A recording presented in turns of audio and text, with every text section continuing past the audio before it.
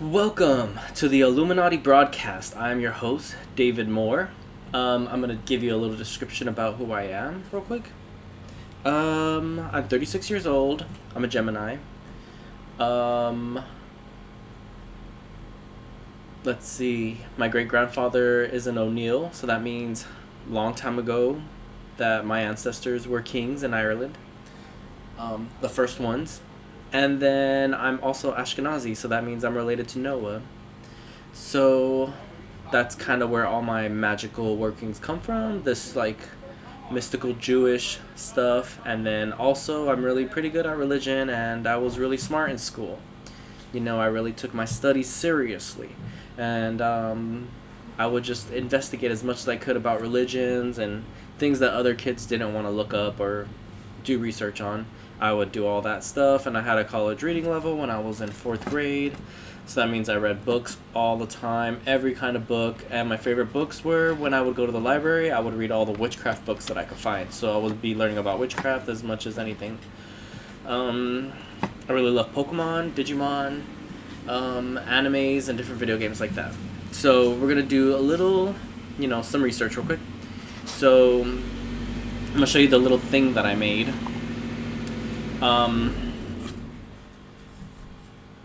So you have east, southeast, south, southwest, west, and then north, or northwest, west, east.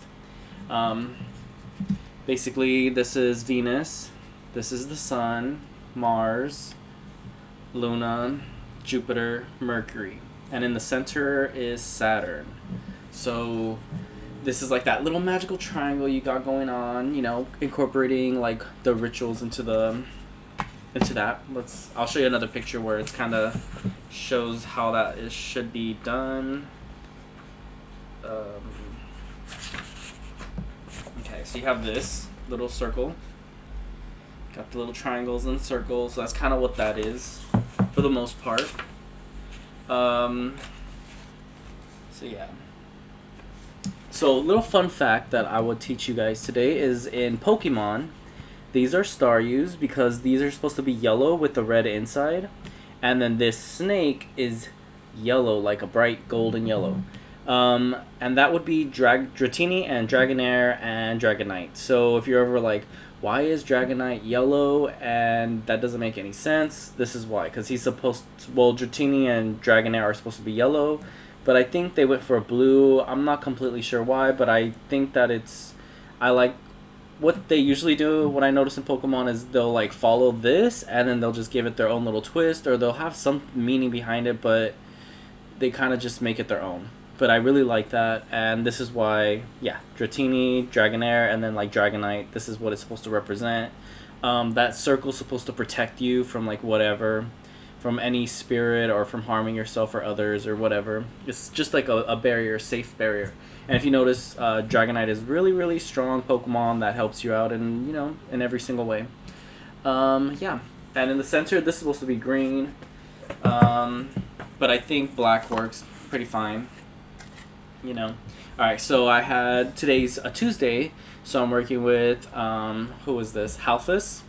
And he's an Earl, so Tuesdays are Earls, or counts, and those are warrior spirits, and they're associated with fire and the hottest time of the day.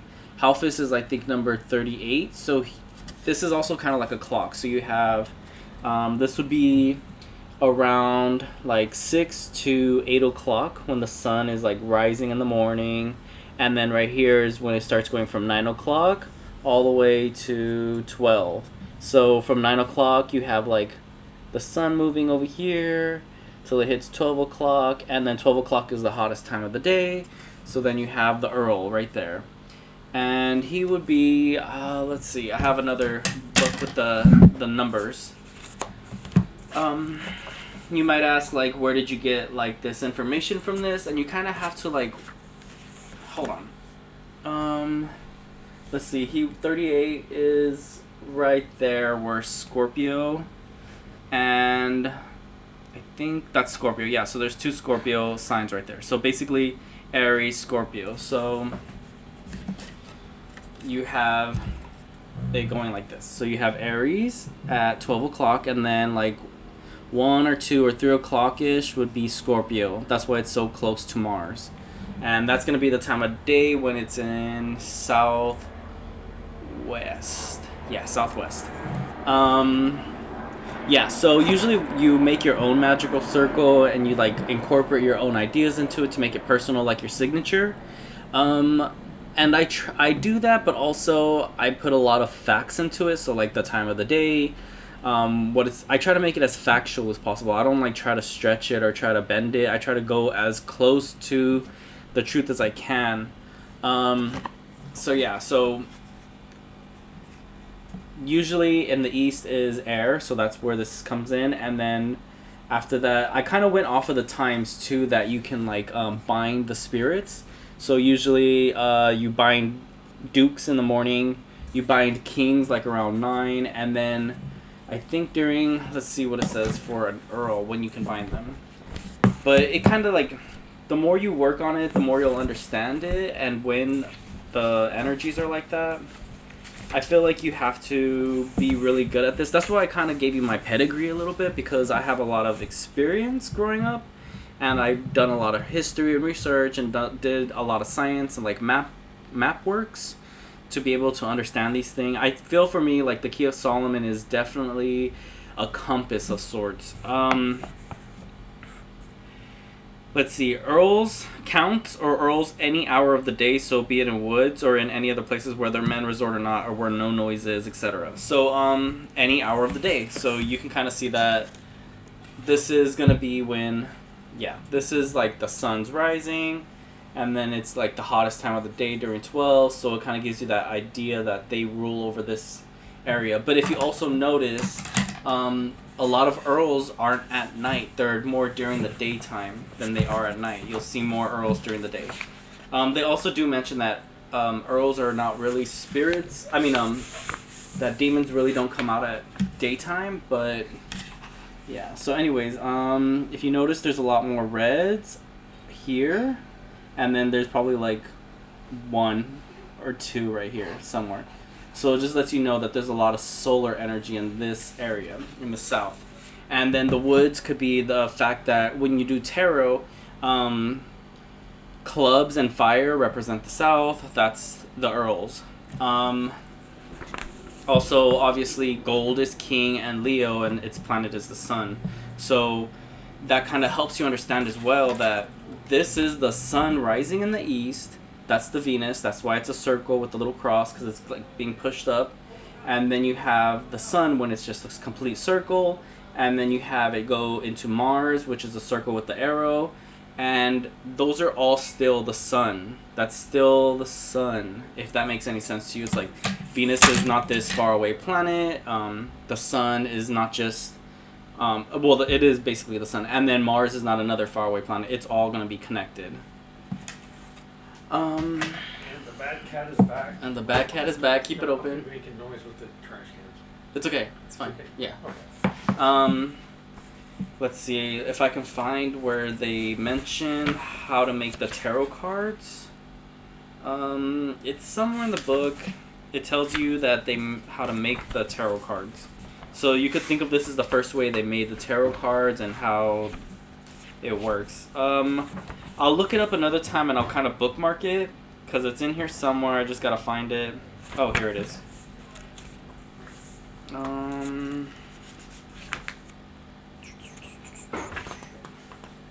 Maybe I found it. Maybe I didn't. Okay. Never mind. I didn't find it. All right. So this is kind of cool. When thou shalt be desirous to make thine interrogations, choose the night of full or of new moon, and from midnight until daybreak. Thou shalt transport thyself unto the appointed spot, if it be for the purpose of discovering treasure. If not, any place will serve, provided it be clean and pure. Okay. Well, anyways, so I guess another part of the ritual is to know that, like, when you're conjuring a spirit, you're basically thinking of it as the sun. So you're like trying to pull it like during nighttime you're like, all right, I command you to come up, I command you to obey me, I command you to listen, or I'm going to torture you. And then it finally comes, which is going to be the sun, and then you're like, all right, I'm here to, like, give you your dignities, or gifts or offerings or sacrifices. And then you kind of let it go, and then let it do its job, and then it repeats. So that's kind of like a little bit of lore mythology behind it. Okay, so today's Tuesday. We have halphas. So in tarot, he would be the rods, the wands, any sign any spirit that's under Earl or Count, which is Mars, is gonna be a fire element. So it's gonna be wands or rods or clubs. When you play normal card games, it's a club. The 3 circles. So that's representative of a tree. So that's why maybe it says, like, to go in the forest for one of these things. And I think the reason is because they're more vicious. But also, okay, so I was playing Yu-Gi-Oh! And I was like, all right, this guy just beat me out of nowhere doing this weird, just using the attributes of the creatures. So it's light, fiend, dream, shadow. So you have light, fiend, dream, and then shadow, obviously, right here. So it just lets you know that a lot of people from Japan and video game developers really understand the Ars Goetia to a T. So yeah, this is the light, obviously, when the sun is shining down. Usually, the reason why it's facing east is because I have another one where it's going north and then down to south, but you have I don't know. I kind of wanted to experiment on it. Like, all right, let's see. Yeah, so here you have it. It's going east. This is, the rest of the compass, but it gives you an idea. And you're supposed to put the sigil in that direction, so that's why it's in the south. And I have it drawn right there. But there's another picture I could show you. I guess this is the other one, but yeah. So anyways, yeah, so they had the light defeats the fiend defeats the dream, and the dream defeats the shadow. So if you look at it at a certain way, the light is pretty strong, and then the fiend would be, I guess you could say, like, animalistic almost. So it would be like a creature or something, right? And that scares the dream. So the light scares the fiend scares the dream, and the dream scares the shadows, and the shadow scares the light. So there's this, like, I was like, that's really smart. It kind of gives you an idea, like, how you can strategize your magic. So, like, let's say there's somebody really happy and they purify everything. You're going to have to destroy them by using shadows. And let's say somebody uses shadows to fight. You would have to use a dream, because dreams dispel the shadows. If you think about it, like, oh, man, like, my life sucks, I hate it, I wish it was better. And then if you have a dream, it kind of opens up, like, a new part of you, like hope. And that makes sense because usually you work with the moon, and the moon is silver. So you work with the moon, and this is the water element in the west, and that represents dreams. And dreams are, you usually work with the moon to get, like, dreams. You work with dreams, magic dreams, dream magic. Okay, and then the fiend obviously is the red, so this is more animalistic. That's why you can have the Aries and the Leos and the Sagittarius. It's more primal. You have all these creatures that are more carnivorous, and they're like, that can affect your dream because, I don't know, I feel like a fiend is something that's more intelligent. It's not so dumb, but it also has, like, a goal to, like, ruin something or to, like, hunt something or capture something. So, like, let's say there is people around you that are, like, super dream kind of, and they usually use their dreams to, like, overcome you. So, like, let's say a politician like AOC, she's like, I have a dream that, like, we're gonna do all this stuff, so I would send a fiend spirit towards her to, like, stop her from doing those kind of things. So maybe that would scare her or rattle her, so she wouldn't have time to dream, Maybe that induces nightmares. And then you have the light, which dispels the fiend. So I guess, like, revealing the truth, like, this is what it is. And you're not so scared anymore once you see the truth, and, like, once you see, like, what something looks like, if it can't hide or if it can't, like, find its way into your life, sort of, And then obviously shadows cover the light. So, like, if somebody's always really negative, you're not going to be positive forever. You're going to kind of dwindle down. But then that's where the dream comes back in. So you kind of have this rotation effect, and I think that's really cool for strategies.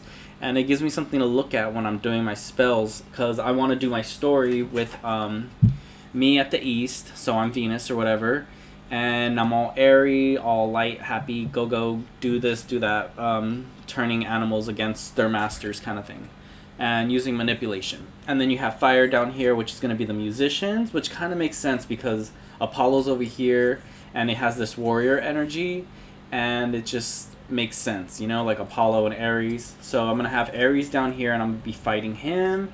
And then I'm going to have Cancer. Cancer is like right here. So this would be Scorpio, Cancer, and then Pisces. And then Jupiter, so Virgo would be here, Capricorn here, and then Taurus is here. So then you have Libra, Aquarius, and then Gemini, and then Leo's down here. And then Sagittarius. Did I say Sagittarius? Whatever. Yeah, so Libra, Aquarius, Gemini, Leo, Sagittarius, and then Aries. But Sagittarius is Mars energy. Even though it's ruled by Jupiter, but we'll go, that's like at more, when you look at the old compass, this is like how you do things.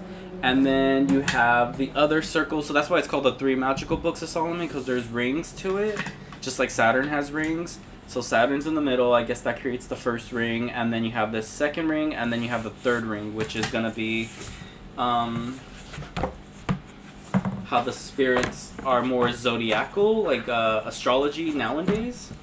So, okay, you have the first ring, which would probably be these planets, the second ring, which is this one, and then the third ring here. So this one tells you about their ranks and their planets, and then you have like the elements, and then this is the zodiac signs up here. So then that means all the air signs would be associated with Venus, all the earth signs would be associated with Mercury, etc. And that's just how you make your magic a little more simple, but also you can like when you're playing Pokemon and like let's say you're fighting a water type, you're going to use electricity against it. So I guess what I'm trying to figure out is like how do I work that table to my advantage with magic. So this is halphas. He's in the south, so you can see him right here. And if we look at Pokemon, I don't have any pictures of him, but that's supposed to be Muck or Grimer. And if you look at Muck and you're like, well, how does Muck look like this? If you notice, Muck kind of has this bent shape, and he has like his hand sticking up, and it looks like a cross. He has like 3 fingers up, kind of like that. So you can kind of see that there, like a cross hand, the 3 fingers, and then his body's kind of slunched. But yeah, and then an Earl is kind of dangerous, and he's a pretty dangerous Pokemon. He's poisonous or whatever. But yeah, so it kind of gives you an idea. And if anything, he's in the Scorpio domain, so that could be why he's so poisonous. Let's see. So that kind of lets you know too, like whoever was developing the Pokemon must have been really, really good at the Ars Goetia, because this isn't stuff that's like, it gives you all of this information, but it kind of gives you the opportunity to create it. So they give you all the pieces, and then you have to put them all together on your own. But I'm kind of giving you the shortcut because like I worked on this a really long time. I practiced it, I worked it out, and then it starts refining itself the more you work on it. So it's kind of like tuning up, and it's kind of fun. But yeah, so that just gives you an idea. His job is to, let's look it up real quick. He's an Earl, so that means he's a warrior. So what I like to do is if there's like sigils or pentacles from Mars that like incite war or protect you, etc., you can kind of give that energy. You can just know that that's what the spirit can do for you. And all you have to do is really just channel energy to it. You don't really have to command it either. You don't have to be like, I want you to do this, I want you to do that. Yeah, you can do that, but at the same time, just give it energy, and that's all it needs, because it has its own consciousness and it knows what to do. Let's see. What were we going to look up again? Oh yeah, halphas. Number 38. Halphas or Malthus. The 38th spirit is halphas or Malthus or Malthus. He is a great earl and appeareth in the form of a stock dove. He speaketh with a hoarse voice. His office is to build up towers and to furnish them with ammunition and weapons and to send men of war to places appointed. Yeah, sometimes I try to think like how can Muck or Grimer build towers, but he's kind of a sludgy Pokemon, and in a city there's a lot of towers, and that's probably where he's gonna be associated with. And it kind of looks like if he was cement, he could build things. But weapons of war and ammunition, I think you might have to like dig a little bit deeper into that. But I will tie that into some conspiracy theories that I have. Let me see. He appears in the form of a stock dove. Do you want to sit down? Yeah, you can sit down. Alright, so I have a guest named Kat, and Kat's just gonna hang out, and if Kat has any questions, Kat can ask them. And be like, hey, well, that doesn't make sense, or what does that mean? Alright, so let's see. Also, I think halphas comes out in a lot of movies. I think in Annabelle, I think they call him Malphas.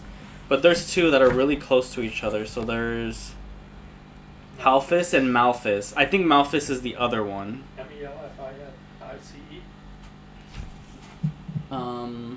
Why? Because in Grandia 2, there's a character named Melphis. Melphas? Yeah, a lot of video games will use these spirits' names, and you will never know because nobody ever reads this book. I stayed away from this book when I was younger because I knew that it was really, really strong and that it had a lot of consequences to it. But now that I'm older and I have a better idea of responsibility and I'm more gifted with my magic, I take it more serious and I have more fun with it without letting it take too much control, because they can be very powerful. You know, they can persuade you to do things that you shouldn't. Or you can persuade them. So halphas, Malphas. Let's see. What's his reading? What? What's his reading? His office is to build towers and furnish them with ammunition and weapons and send men of war to places appointed. So I guess he would be a good strategizer, and he would be somebody that's smart and knows how to build up a stock. So I guess that's why they pick a stock dove.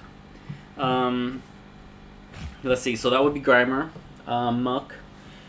So if you're like, okay, well, that's not enough to be able to say, like, hey, that's the same thing. Like, how can you say that Pokemon is that spirit? Like, is that all you're going to give in information?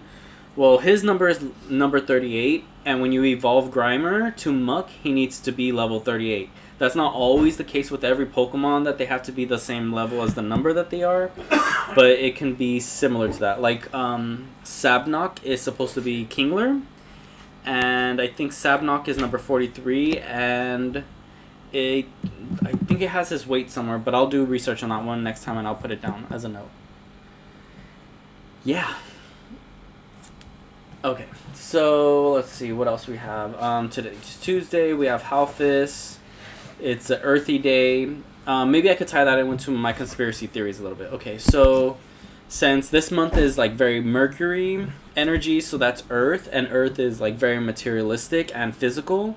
A lot of people that I know that are Virgos are pretty strong people, and they can win fights. So I've noticed a lot of people are getting into more fights recently, or they're more confrontational. And also there's like a lot of things going on in the news where people get hurt. So the other day, I've been working with the spirits to be like, all right, in my game, I want it to be my characters going after the Illuminati. But in order to do that, he's trying to find the shortcut to destroying them all. And he's like, all right, I'll destroy the musicians. Who's the best musician? And that musician, they get their energy from Utah. So I'm in California, then you have Utah. Utah would be Mormon country. And then I'm like, all right, who's next after that? And then it goes all the way to England, because the next one would be, so that one would be Mars or Aries. And so all the musicians are under that domain. Maybe we'll use this as a little map chart. So this will be California, this would be Utah area, and then this would be England. So I'm going this way with my magic, so I'm attacking this area. So I'm like, okay, that Mormon energy got brought up. And then I'm like, what does Mormonism have to do with England? Like, that doesn't make any sense to me. Like, what's the connection? But there has to be, because when you have Illuminati champions, there are people that are really famous that make big moves in the Illuminati. So whatever they do, people kind of follow in their lead and kind of use them as their idols, to be able to channel their energy or like have like a safe zone almost. All right, so that would be for Mars, and then for Mercury would be all this is going to be English energy. So for Mercury, I have a character that I'm going to name Hermes, and he's going to be an actor. And so he's basically ruling over all the Hollywood actor stuff. So you got the musicians, you got the actors, and you got me over here. And what's in between all of that is politicians. So then you have, and monarchy. So in England, you have politicians and monarchy. So I'm like, all right, like now that I have the theme and the story set up, what does this Mormon stuff have to do with this? And then I guess I have to tie myself in, like, what do I do? Where do I fit into this?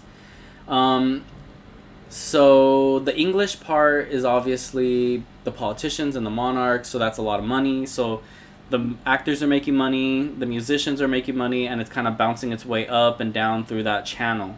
And then I'm at the bottom, so it's kind of like yeah, so we have a Cancer and a Scorpio in England. And I think my character wants to be the king. Well, I know he wants to be the king. So in order for him to be the king, he has to defeat the Scorpio and the Cancer. But I think I'm just going to have it be focused on the Cancer because I want it to be them all to be around the same age. Alright, so, and then the Hermes is obviously a Taurus, and he's an actor. So if I'm trying to destroy these other realms, so earth, fire, I'm the air, and then the water's the English part. So what does Mormonism have to do with England? I guess long time ago, also I might add that my O'Neill last name kind of sounds like Moroni. So, and I know that my family did a really good job at writing books and history and Bibles and did a lot of religious wars, so I think that there's a lot of connection in it. And I used to do a lot of Mormonism when I was young. And they're also really good at the Ars Goetia because everything in Mormonism is in here, literally. And obviously that's an English book too, and Jewish, blah blah blah. We already know the history. So I'm like, all right, what's this connection? What's this ley line? So the Mormons would go and convert English people, bring them there, and then expand. And I'm like, all right, that makes a little bit of sense. Now what's next? I know that the Mormons are like trying to create this Zion, where it's like a holy city that's supposed to be at the end of the world, where it's just like nice and beautiful and everything is good there. And I'm like, okay, so if I'm the bad guy, I'm the demon lord, and I'm trying to destroy the earth, that sounds like something that's kind of interesting to me, because then I have like this fortress that is kind of standing against me. And then I have England, and I'm like, all right, I'm trying to, since I have O'Neill blood, which means that my ancestors were like the first kings, so that means I'm viable for this throne up here. So if my character's trying to go this way, get the throne, and this is in the way, and now it kind of gives me an idea why the characters are who they are. I guess the more I work on it, the easier it'll be for me to explain it, but so I'm like, all right, the musicians, they're really good at like getting all the people together, inspired, give them ideas and tell people what to do, what to feel, how to think, and like what causes to fight for. And you spend all your energy and time like, you know, worshiping music. And then you have the actors up here who portray a different character, and they teach you how to portray a different character. So like, let's say you're going through your life and you're like I want to be somebody else, I want to be something new, I want to grow up, I want to do this, I want to do that. You have actors up here who give you an idea of who to be. So yeah, I think the other day I was kind of explaining this, but in Twilight, that's a very Mormon book. There's vampires, so you have the Mormon, and then I guess like the Catholic part over here in Italy and Spain, but whatever. What I'm more focused on is the fact that the actors have that Mormon ability, and then the musicians have that Mormon ability as well, where they're both, I don't know, kind of working with each other, but from a distance. And then there's just a lot of things that are like scary about Mormonism. like having as many wives as you want, or like just having control over people. They're very controlling, but they're also like really good at the same time. But my demon lord character doesn't care about religion. He doesn't care about your status. He doesn't care about nothing. He understands all that, but he's more focused on just winning the throne and controlling the earth. So he doesn't care that if they're doing bad things. All he cares is that he's going to do the worst thing to get there, to win. But I guess he has to do it in an antichrist way, because I want my character to be the antichrist and the Messiah put together, but more antichrist. So I want him to be able to go and win, but I know like there's some scriptures that say like the antichrist comes and he's like really peaceful, and then at the end of the day he turns like really bad and then turns everything on everybody's heads. But I'm like, whatever, I'm just gonna have to do it my own way. So he's going through all these energies, and England is really difficult to get to. Like whatever they have there, they have a lot of rituals, they have a lot of magic. There's a lot of conspiracies that they're reptilians. When I see it like that, I think more maybe their spirits are more reptilian. So they're like, maybe in the astral realm they could turn into dragons, or they're just more carnivorous, or they like to hunt. Yeah, so this just gives you an idea like how not to take everything so seriously, because I feel like when people get stuck in conspiracy world, they take it so seriously that they think that there's a lizard outside their door, and it probably is, but it's just astral projection. It's kind of like that light shining down on the fiend, or that dream, and being like, hey, this is what it is, like don't be afraid, like yeah, things can get bad, but you also have to trust that good things can happen too. So I'm wondering like, if my character puts more love into the world and like education, will it allow humans to be able to fight back against these like dominions and weaken them? So I'm kind of like, is this a strategy? So I'm also going to try to like use that light effect. So obviously I'm going to be the light element over here, controlling the fiends, and then having the fiends attack the dreams, and then the dreams attack the shadows. And then I don't really want the shadows to attack me, so I'm just going to keep doing this, kind of cycle, like spell workings. So I think that kind of is cool, because that lets me know halphas is kind of on my side, energizing me. Even if I didn't have energy, like just me putting it out there, he's going to get the work done, and when the time comes, I'll be able to do the research, and things will just make more sense as I go along. But yeah, my idea for this conspiracy is that England is supporting the Mormons in a way for them to all work together and make their own little kingdom and start dominating over people. But then you have my character over here who's like kind of in the shadows, a secret, not really somebody that's known, because you have the Cancer and the Scorpio. They're pretty well known, everybody loves them, they're beloved, they're ruling over all these people. And then you have this Aries over here who's a musician, and he's just ruling over all these people. This Taurus ruling over everybody that's in the acting industry. And then me over here, not really in control of anything, just having to use wit, basically. But there's a lot of stories about, like, the Olympus gods, the Olympians. Okay, so let's kind of look at this real quick. The center is Saturn. So this black part is Saturn. It's the center. These are the rings of Saturn. So you have Venus, which is the east. We're going to go over this until we memorize it, okay? So Venus is the east, that's air. That's what you call Lucifer, so that would be my character. So this fallen angel. But also Venus is Aphrodite, the goddess of love, Cupid. Things like that, like gods of love. And when Aphrodite would fight, she would use her magic and her beauty to bring things to life, or control them, or persuade them. She was very ingenuitive. Even though she didn't use like physical brute strength, she knew how to use her own gifts to her advantage, and that's something that I have to do. Yeah, so for the fire champion, I guess, for Aries would be down here. When I was doing my research, I had to just pin it down to 4 champions, because the less idols you have, the better. So obviously I'm going to be here in the east, and we're going to have the south for Aries, which is going to be the musician, Cancer for politicians and monarchy, and then Hermes for the actors. So Artemis, Hermes, Ares, Aphrodite. So if they were in a war and this was Saturn, the center, which would be the Los Angeles Mountains in my game, um, they're all fighting for like that king of the hill. But how would Venus win? Venus is gonna have a difficult time with Ares, but I think Venus can manipulate Ares into doing what she wants. So that's obviously the effect where it's like the light versus the fiend, and then the fiend versus the dream, and then the dream versus the shadow. So somehow she's going to be able to control this energy to destroy the rest. So she's kind of like pushing a domino.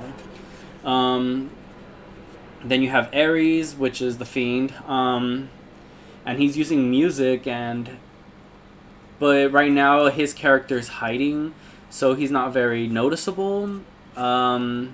And I think that's important because when you're in the Illuminati and you have somebody that's in charge of the rest of the musicians, I would call it an idol because that's like the figurehead. And the figurehead has to be protected. Like if you're fighting, you don't want to get your head hit because then you like kind of lose.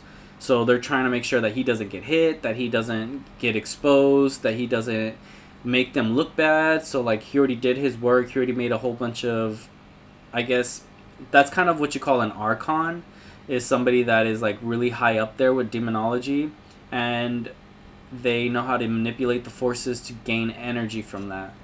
And then Artemis is right here, the Cancer, and Artemis obviously is the moon. She has a bow. She's a huntress. Cancer is kind of interesting because it looks like it has two moons on its hand. I feel like there's like a lot of research that I need to do to like really tie in that Cancer energy. So Venus is obviously a swan or a dove. Ares is sometimes a boar, but in this case he's a ram. And then you have Cancer, and then you have Taurus at the top. So that's why Mercury has the little circle with the moon on top, because it's the Taurus energy. So I'm thinking the actor would be like a Minotaur kind of person in the game. So I want to make them kind of like fantasy, like what they would look like in the astral realm, and like how they move around. Since Hermes is the god of thieves, I kind of think of the actors as like thief characters. So they're just like, I guess you could say like vampires. So they're going around draining people of their energy, making everybody look good. So like you wouldn't be able to notice the politicians or the monarchs, taking advantage of you because you're so entertained by the actors, the comedians, etc. And then the musicians are just fueling them when the actors aren't on the screen. So like you're not always watching a movie, but you could be listening to music. It just gives you an idea. Like the more simple I make the game, I think the better, because it gives you an idea like how the game's playing, like what's its weaknesses, what are its strengths. But that's going to be difficult because like how is the air going to defeat the earth? How is the air going to defeat the fire? How is the air going to defeat the water? Like they're all stronger elements than air. And I think that I like that in the game because it just gives it more of a challenge. And I'm really good at challenges, but I like to do things really, really fast, even though I'm really slow. So I kind of learn how to do things fast, but I learn how to do it in a slow way where I take my time. But I really want to be king, so in order to do that, I gotta figure out how to destroy these bastards and get there. But so far what I'm doing is just working with the spirits and then giving them energy. And then they kind of just give me like, okay, a rundown of what they did. So they're like, oh yeah, this happened, and that happened. And this is where you're at, and we're making progress. So it just lets me know that they're doing their thing. And I usually, whatever they do, I give them that energy. So like if they do this or that, then I'm like, all right, go ahead, you can keep it. Let's see, today's Tuesday, so we'll just say what's some stuff about Tuesday. In the days and hours of Mars, thou can make experiments regarding war, to arrive at military honor, to acquire courage, to overthrow enemies, and further to cause ruin, slaughter, cruelty, discord, to wound, and to give death. The hours of Saturn, Mars, and the Moon alike are good for communicating and speaking with spirits, as those of Mercury are for recovering thefts by means of spirits.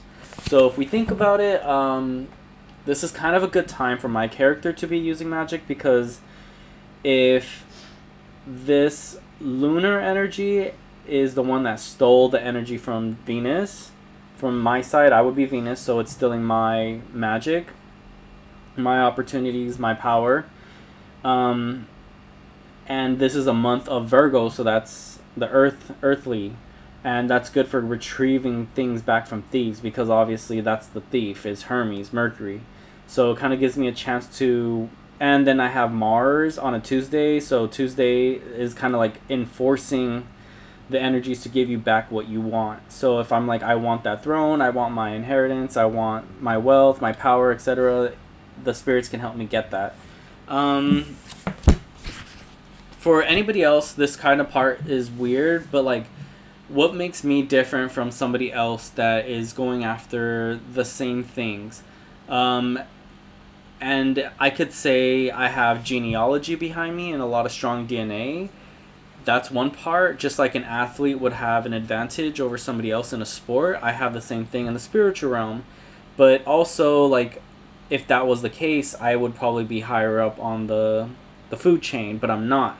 So that lets me know that these elements are working against me. So it kind of goes to a point where I have to keep working on this magic to prove that I have what it takes, in a sense, to be able to get where I need to be.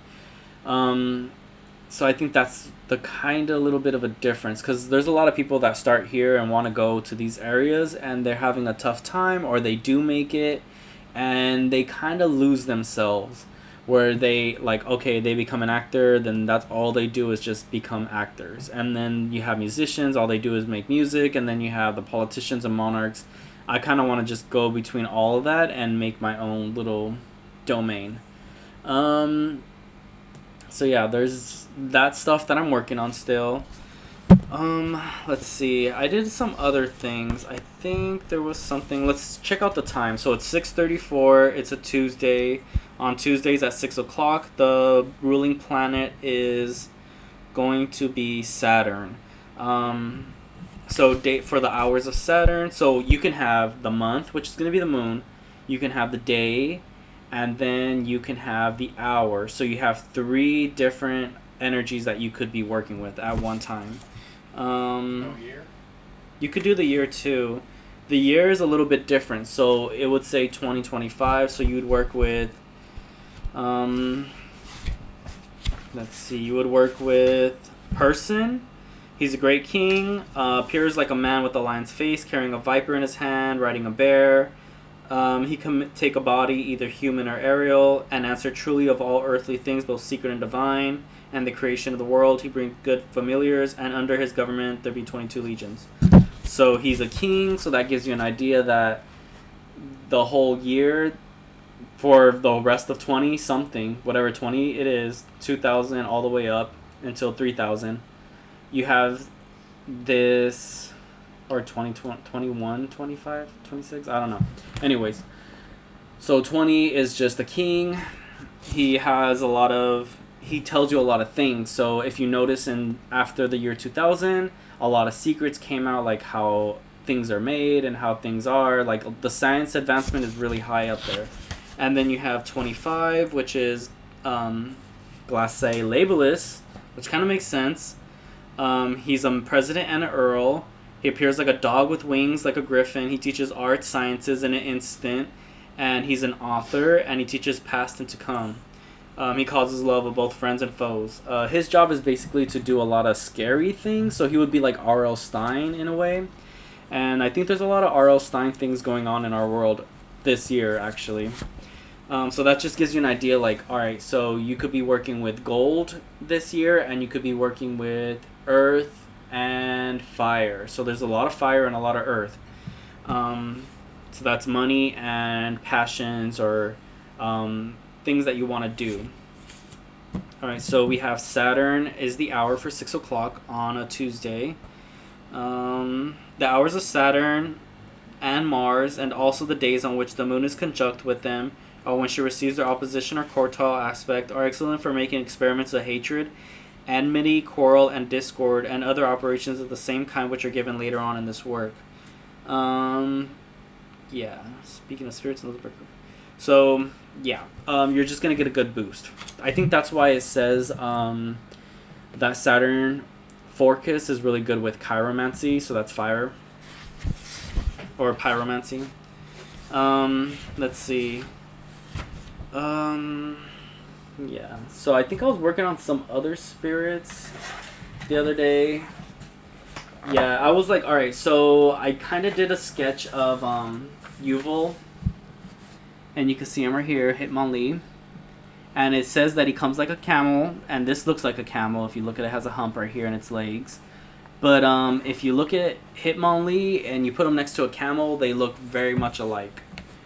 He's a duke, so he would be green. I think his shiny is a green. I'm not sure, but that would make him look like an alien, kind of. And he has these Egyptian eyes. I worked on a Cubone, which is Bifrons. Hitmonchan, which I think was Hagenti. And if you notice, he has like a purple skirt, so that kind of gives you an idea. And he looks like an earth kind of creature, like a golem. That's an earth element. He has these little weird horns on his head. Let's see, what else was I working on? Oh, those were the top ones that I was working on today. Let's see what else we can talk about. So, it's an hour of Saturn. It's a Tuesday, so that's like a lot of war and strategy. I was trying to earlier create maybe like familiars that allow me to attack the other domains. So, like, alright, I'm here. I want to attack Aries, but I need to be able to do this in a way where I need my magic to do it. I need my familiars to do this work for me. I need them to be strong, to be able to go and fight through whatever they have, their shields, their defenses. But I kind of also have to trust them too, and I can't always be like hounding them like, alright, how are you doing this? So there's a lot of video games. I think a good example would be Monster Rancher. You train your monster and then you put it in the Coliseum and you just let it do its thing. You're like, alright, you can attack, you can do whatever you want the way you want, and it does. It'll like kind of decide what it wants to do, and it goes based off of like how strict you train it. And I think that's important to like kind of incorporate that into the demonology, because you want the spells to be able to move on their own and to make their own decisions and be kind of wise about it and be like, all right, well, I know that my master needs this, I know that they need that. I think another thing that's kind of important is like, how do I tell this to you without, because I don't know, like, I want to share the knowledge of how to work with the demonology, but also at the same time, I know like it's not for everybody. But I kind of also want to teach them how magic works, and I also kind of want to just give them an idea of how mythology works. So I think, let's see, with the stories with Aphrodite, she uses love to win. Like, there's not a lot I can do. Like, physically, I can't harm these other signs. So I have to be able to use magic. That's the only way. Like, Aries can do physical things. He's a very physical spirit. He's a very physical energy. Cancer is pretty physical too. It's kind of seen as the paladin. He has armor. He's protective. He's very royal, knightly.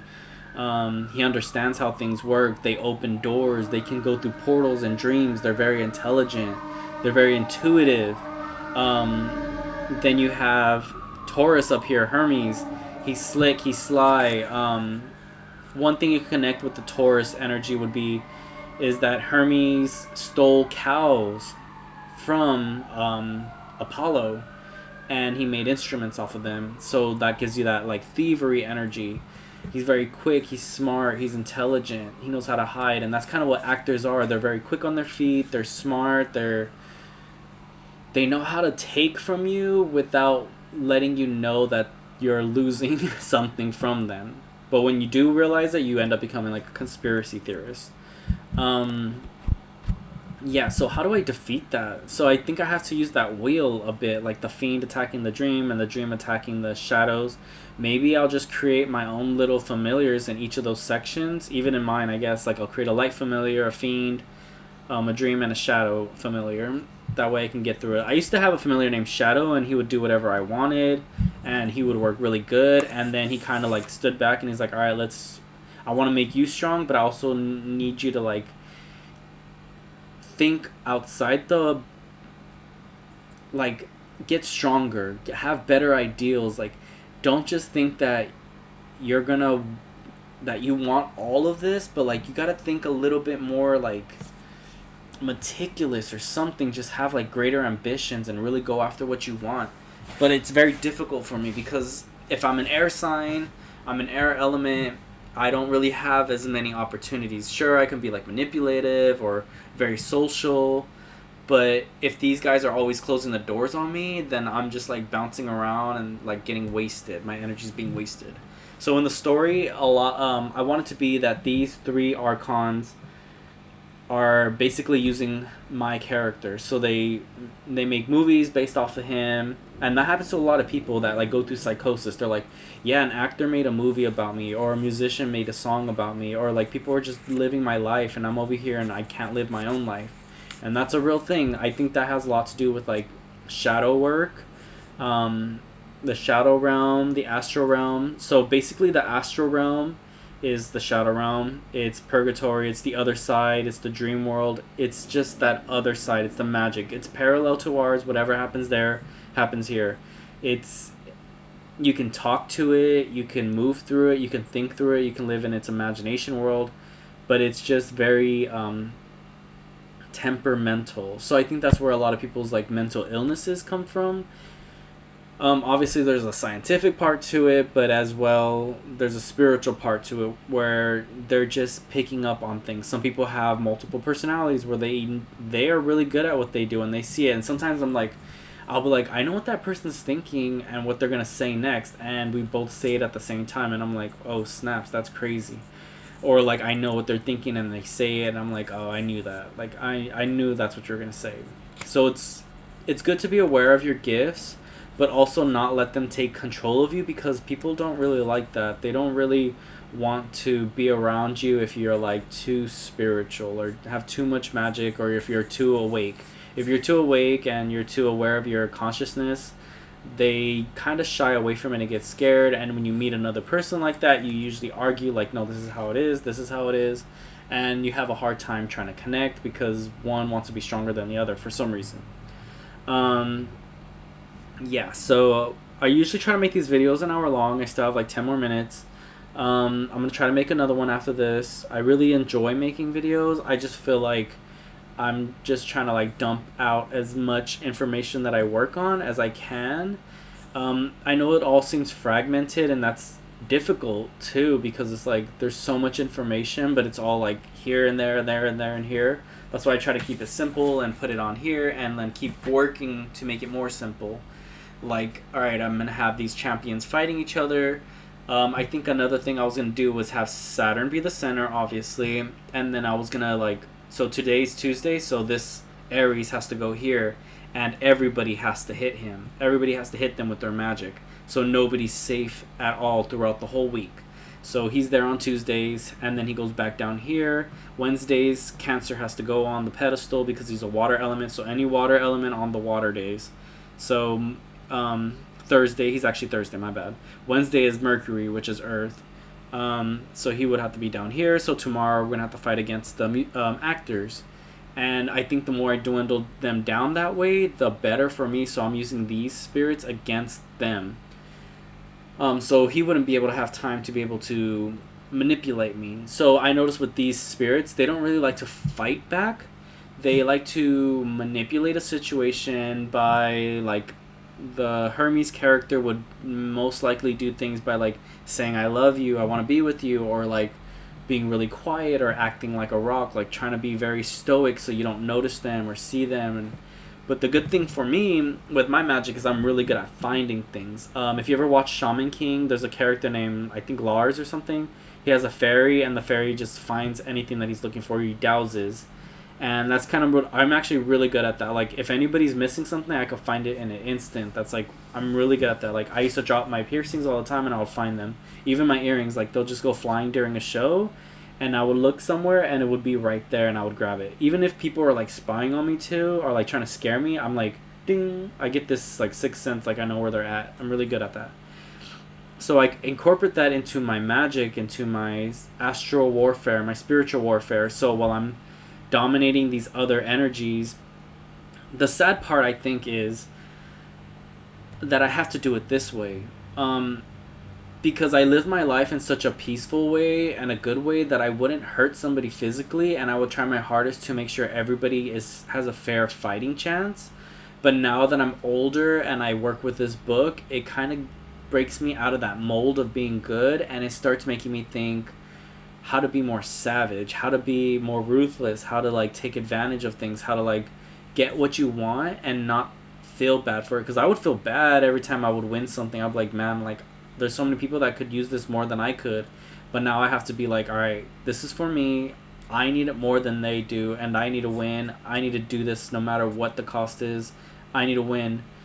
But at the same time, you have to be very careful, because you don't want to do something too extreme where you end up getting in trouble, because they will take advantage of that moment to get you in trouble. Like, you're the bad guy. Nobody wants you to win. If you win, they know that you're going to be brutal. They know that you're going to be savage, that you're not going to be fair, you're not going to be kind, you're going to be heartless, because you've gone so far up this ladder that it's like, if you go back and you go back to being nice, they're just going to take advantage of that moment, and you're going to end up back to where you started. No, I want to go all the way to the top, get rid of everything, and make everything brand new and fresh, and make it my way. And that's just how I think. Like, that's my ideals. Like, I played a lot of video games and those were the things that brought me a lot of joy in my life. They were the moments, like, I would do so much work in my life growing up, being an adult at a young age, having to take care of everybody and like fixing everyone's problems and actually doing a good job at it,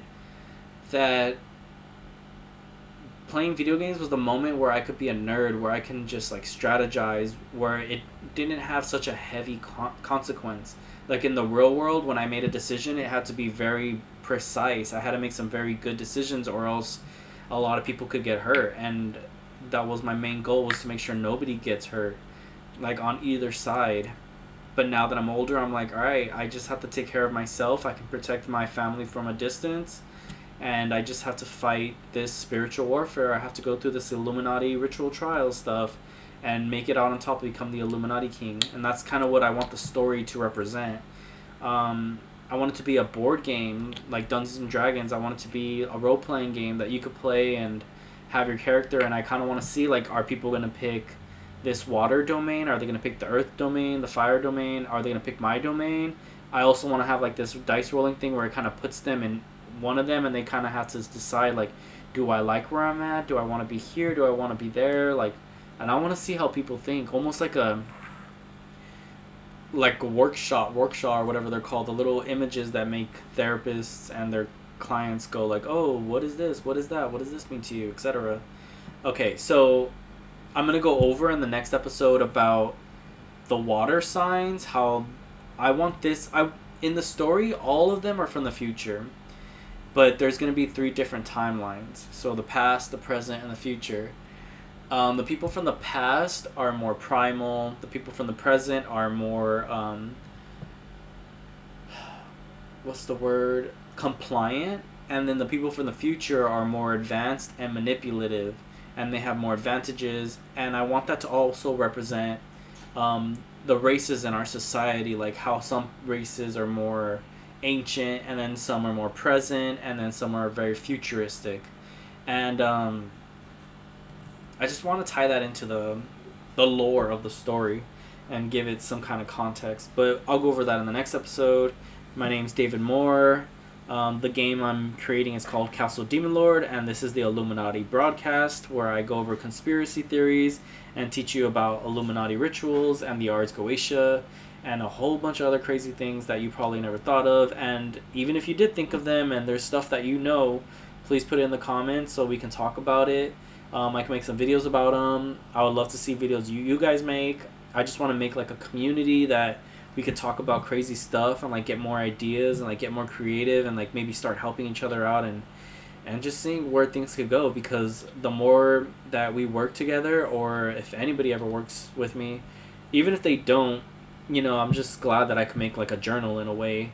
But if people do start working with me and I can work with them and like we can advance our magics or our thoughts or processes, that'd be great, because that just makes a difference in the world and makes your life less boring, right? All right, catch you later. Bye.